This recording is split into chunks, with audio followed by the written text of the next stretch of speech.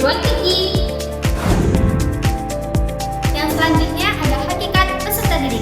Yang pertama, bukan miniatur orang dewasa. Yang kedua, mengikuti pola perkembangan tertentu. Yang ketiga, memiliki kebutuhan biologis dan psikologis. Yang keempat, berbeda antar individu. Yang kelima, kesatuan jiwa dan raga. Dan yang terakhir, aktif, kreatif, dan produktif.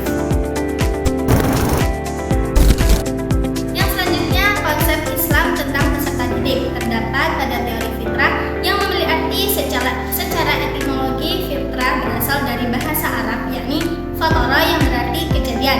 Sedangkan secara terminologi dapat diuraikan dalam arti yang luas terdapat dalam Al-Quran surah Ar-Rum ayat 30 berikut ini.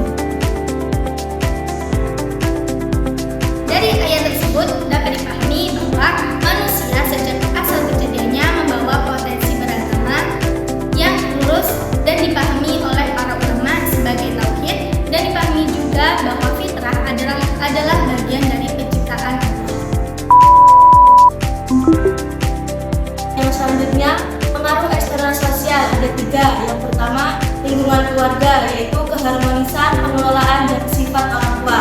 Yang kedua, lingkungan sekolah, yaitu guru, administrasi, teman sekelas. Dan yang ketiga, lingkungan masyarakat, yaitu kondisi sosial, akses belajar, dan motivasi. Yang selanjutnya, pengaruh eksternal non-sosial. Yang pertama, lingkungan alamiah, yaitu suhu, udara, kenyamanan belajar. Yang kedua, faktor instrumental. Yang ketiga, hardware, yaitu gedung, alat belajar, dan fasilitas. Yang keempat, software, yaitu kurikulum, silabus, dan peraturan. Dan yang terakhir, materi pelajaran dan metode harus sesuai dengan perkembangan siswa. Sifat-sifat peserta didik. Yang pertama, belajar sebagai ibadah dan taqarrub ilallah. Dan yang kedua, mengutamakan akhirat daripada dunia.